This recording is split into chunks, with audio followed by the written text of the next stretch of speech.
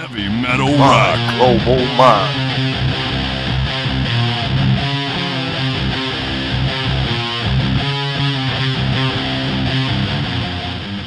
Cavuto, and today on My Global Mind, we're speaking with Mark Tremonti of Alter Bridge for the release of their new album, Pawns and Kings, due out October 7th. Welcome, Mark. It's always a pleasure to speak with you. Thank you for your time. Thank you for having me. Great CD. Thank you so much. Great guitar you got there in the background. Yeah, it's a cool one, right? Oh, yeah. You guys were working on the CD for quite some time, from what I understand, right? How long has it been in development? I think we had a hard deadline at about 9 months. We, me and Miles are always writing, but we were waiting for that call. All right, we're going to the studio on this date. And I think that's when we had a 9-month window.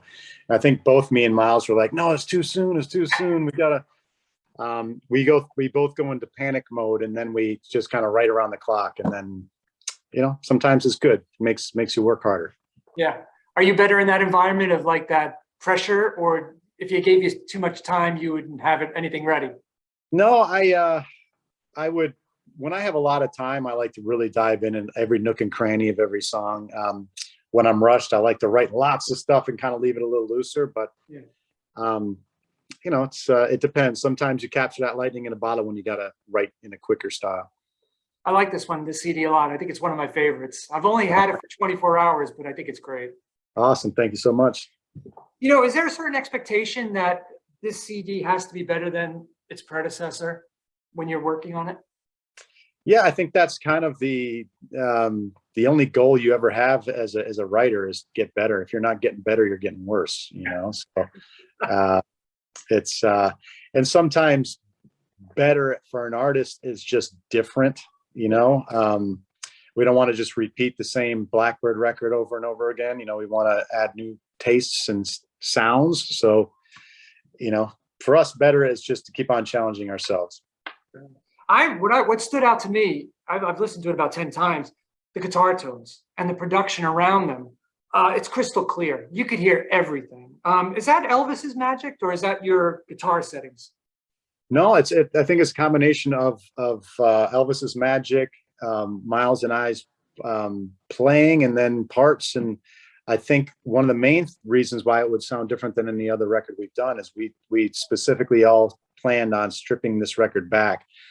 So there's no, when you hear the guitars have more room to breathe because they're not forced in there with underlying violins or keyboard pads. There's no atmospheric stuff filling space.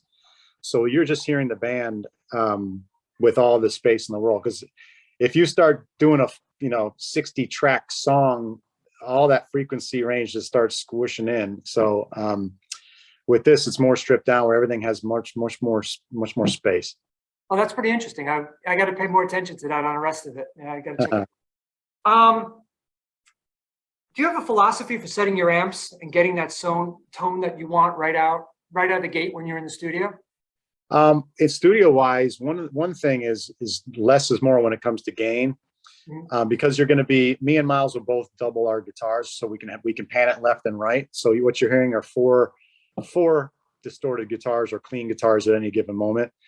So less gain is always better for the studio. It's punchier, tighter, altogether better. I like, as I've grown older or matured as a musician, I lean on mid-range more in my settings, where as a kid, you take that mid-range and just cut it out, and do that scoop, metal kind of EQ, but that does not work in a band setting or a recording setting. It gets lost in the mix. So mids are big. It's the mids. I'll never find the mids below 12 o'clock on a EQ.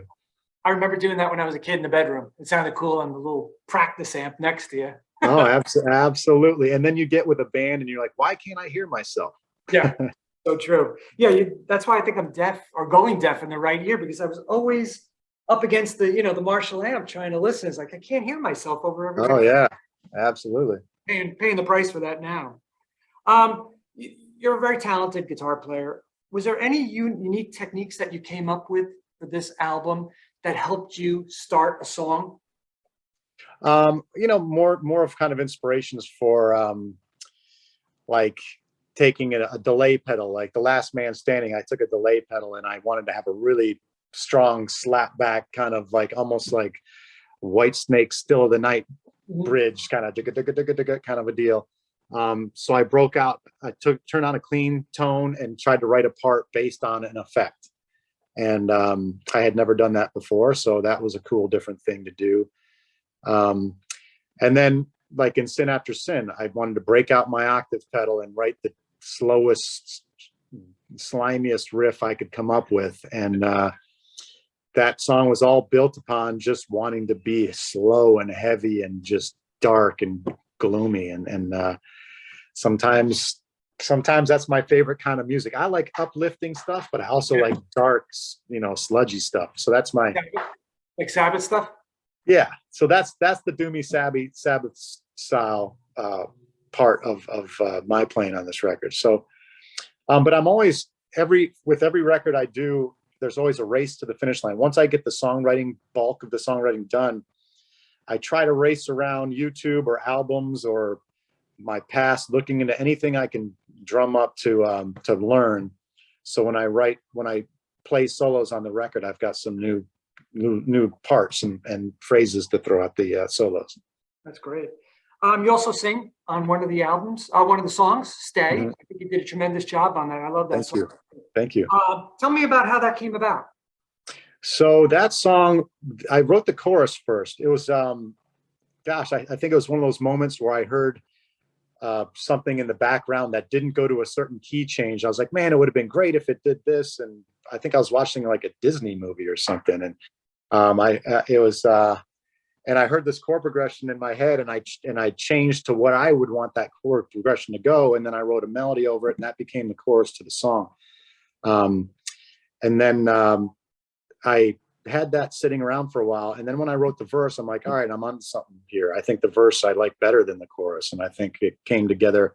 I kind of kept it as this guitar part, verse, chorus, presented it to the band. And that's when Miles came in. And so we like to leave the songs a little open so we can all participate. So Miles came in and wrote the bridge to that song. And then he's like, why don't you just sing it? Because, I had already written all the lyrics and sang it on the demo. So we were already to the finish line there. So I just sang it. That's a great song. I think my favorite song is the title track, Pawns and Kings. And I was wondering, is it the last song on the CD because it's such an epic song and has such a chugging and galloping drums and guitar? Yeah, I think it's because it kind of encapsulates everything this record is about. I think this record is people have said it's our heaviest record, but I think it's our most dense record. There's more going on in this record than any other record we've done. This is if you look back to the album Fortress and you look at Cry of Achilles and the title track Fortress, that's kind of, this record has a lot of that going on, a lot of very involved songs. And it was that song in particular really hurt my brain, I know, because you've got a day to be able to play it from start to finish and memorize it and put your own parts to it. And there's so much going on in that song. I'm like, wait a minute, let me dig into this next part one more time. It's just, when the record was finished, we wanted to put that out there to let people know that this was a very involved kind of record. This is the last song on the record because we want people to listen to this song, to get through the whole record, to experience the whole record.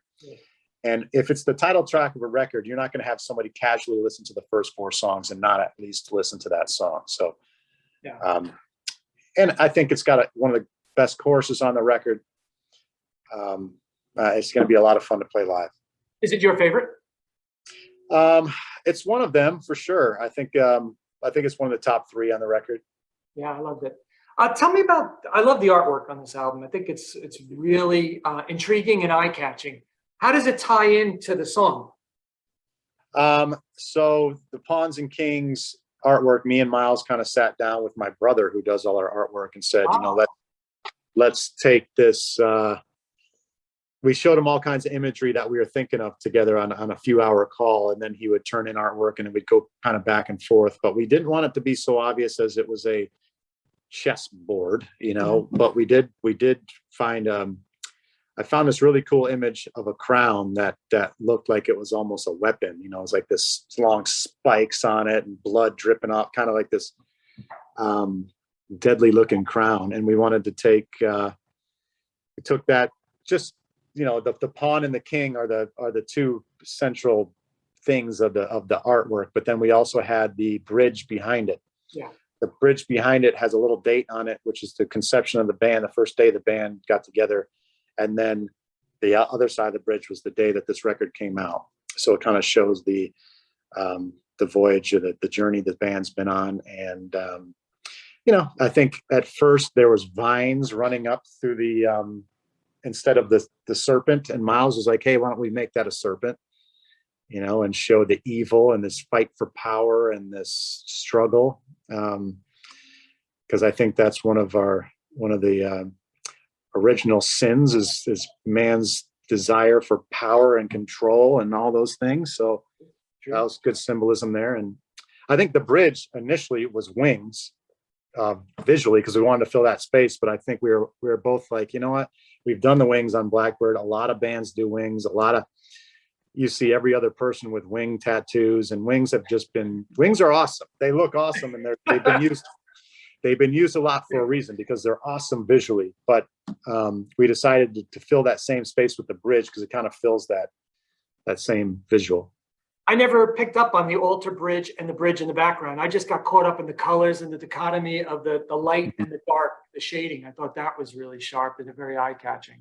Yeah, Miles had showed a picture of a 3D image of like a golden skull with like black, almost blood like coming down, and this really sharp looking image. And we were initially going to hire a 3D designer to do this 3D image kind of thing. But then when my brother started turning in his art, we're like, no, that's great. Let's just go with that. Because I think it would have taken a lot longer to do that as well. Oh yeah. What was the decision to go with that as the title of the CD? So with every CD, it's kind of we break out all the lyrics, we look at all the song titles, and we just kind of scroll through and jot down 10 different things that stick out, things that are thought-provoking, things that aren't just a normal lyric or a normal song title, something that pops. And as soon as we saw Pawns and Kings, as we're writing them all down, Pawns and Kings, you can visualize the band's backdrop on stage. You can visualize the merchandise, the t-shirts, the CD cover. It's just a thought-provoking, it brings up imagery in your brain. So it seemed like the obvious choice. And the song itself is such a standout on the album that, I think it's one of the anchors of the record, so it made sense.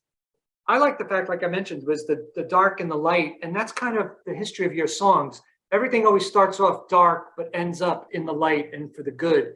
And that's what I picked up on it. And bad, light, dark, and there's always hope and resilience at the end of your song. Yeah, well, thank you. Yeah, I think we like to naturally just write songs about fighting the good fight kind of a thing. I don't know. There's definitely, when you write a heavy, dark song, it's not going to be about sunshine and flowers, but it's also not just going to be purely negative for the sake of being negative, or heavy just for the sake of being heavy. There's a reason for it, hopefully. We try to write, me and Miles both try to write songs that mean something either to us or the journey of one of our friends, or maybe, for me, a book or a movie or something that's meaningful, that it's not just thrown out there. Like, here's a heavy song, let's sing about, violence for no reason, whatever it is. No, I like that. And that's what I like. That's what drove me to you guys back in the day with Fortress. So that's what I liked about it. I picked up on it. You touched upon this. How would you describe yourself as a lyricist? And do you write differently for your solo band, and do you write differently for Alter Bridge?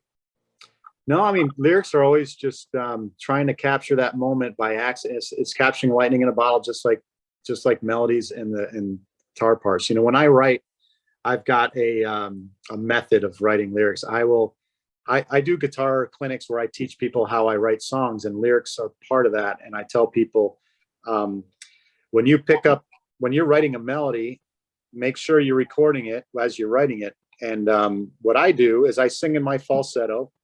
So so I'm not straining, I'm loose, I can get anywhere I want.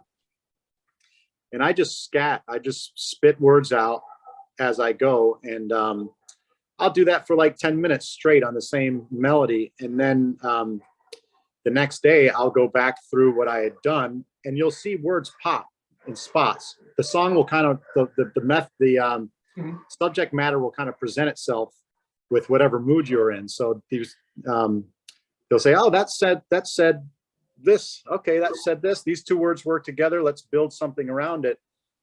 The biggest problem is when you have a verse and a chorus for the same song that have completely different meanings, and then you got to kind of rewrite one of them or try to somehow connect them. Yeah. And in some cases, lyrics fit so well to a melody that I forfeit the lyrics meaning 100% the same thing for the better of the song melody to make it a little more abstract. Yeah. So there's no rules really. It's like David Lee Roth. He was so abstract, you didn't know what he was saying half the time. Yeah, and you love it, and it was all good. Absolutely. Whose voice do you hear in your head when you're writing songs? Is it yours or is it Miles? I hear the world's best singer in my head. That's what I tell people when I'm doing the songwriting clinic stuff. I said, when you write a melody, think of yourself as the world's best. Think you're Robert Plant. Just you're killing it. Whoever it is, you're so good in your head that it's going to inspire you to write something better. It's it goes back to this book called Zen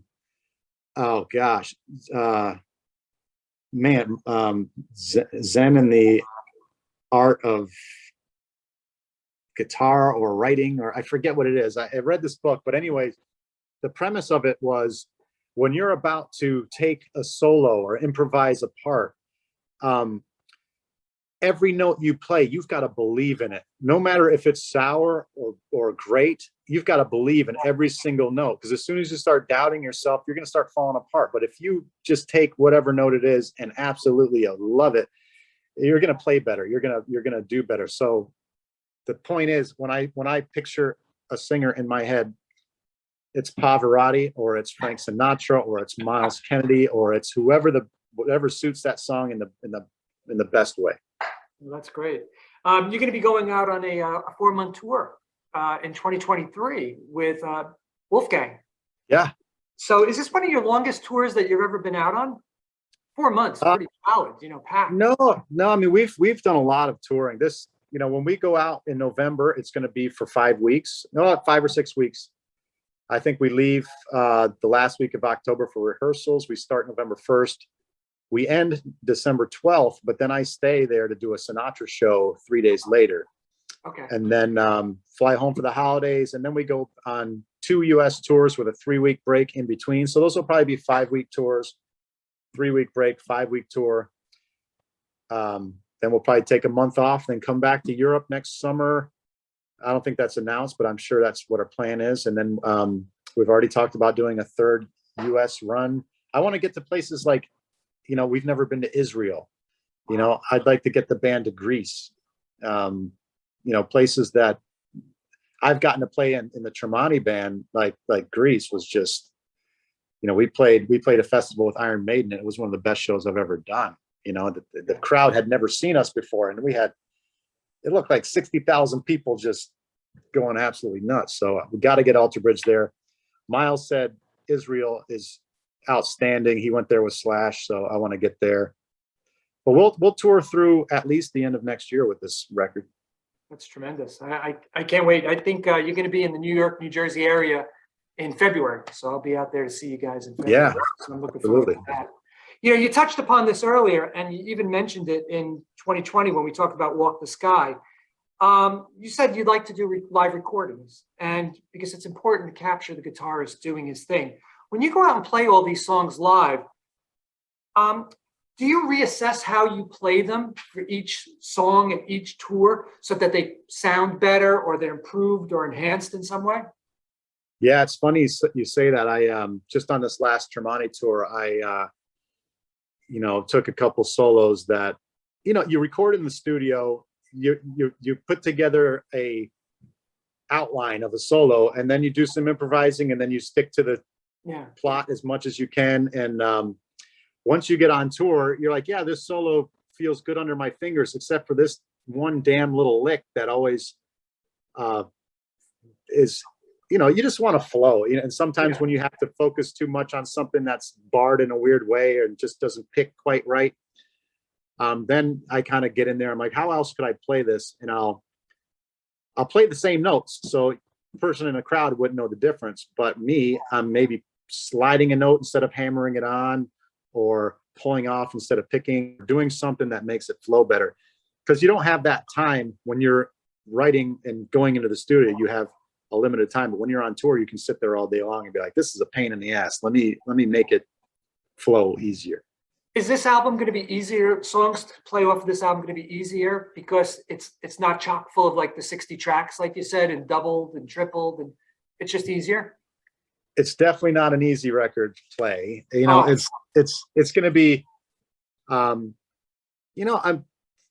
even when we did the last couple records that had pads and stuff, there wasn't a lot of that going on live. It's just us doing our thing. So the toughest thing about this record is just going to be, songs like Pawns and Kings and Fable, The Silent Sun. It's a lot to remember and memorize, and to get a song really under your fingers and confident, it takes a couple weeks of playing it live to really feel good about it. So some of these songs, you can't just throw them into your set. Like a song like Stay, you could throw that in there. That's not a tough song. But like Fable of The Silent Sun, Pawns and Kings, those are tough songs. So we're gonna have to work on them. Will those be in the set? I hope so. Yesterday I was going through the set list and learning some stuff, and I learned Sin After Sin yesterday and Silver Tongue. That's great. And those ones aren't too bad. So that's 2 down. 8 more to go. I like Silver Tongue a lot. I think because I've been listening to that the most. It was released a while ago, so it's kind of I got the vibe going in my head on that one. Yeah, I picture that one as an opening track for the whole night. Since it's the most familiar song right now, I would say, for the new record. Just start the night off with that heavy riff. I like it. Well, Mark, I want to thank you so much for your time. It's always insightful to speak with you, and it was a fantastic interview. And I look forward to seeing you guys when you come around to New York, New Jersey in February. Absolutely. Hope to see you there.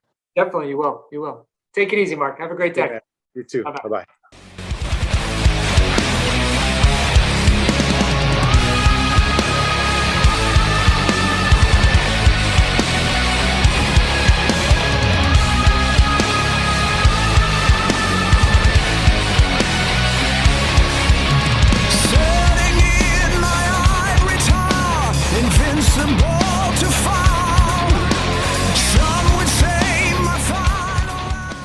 Heavy metal rock. Global mind.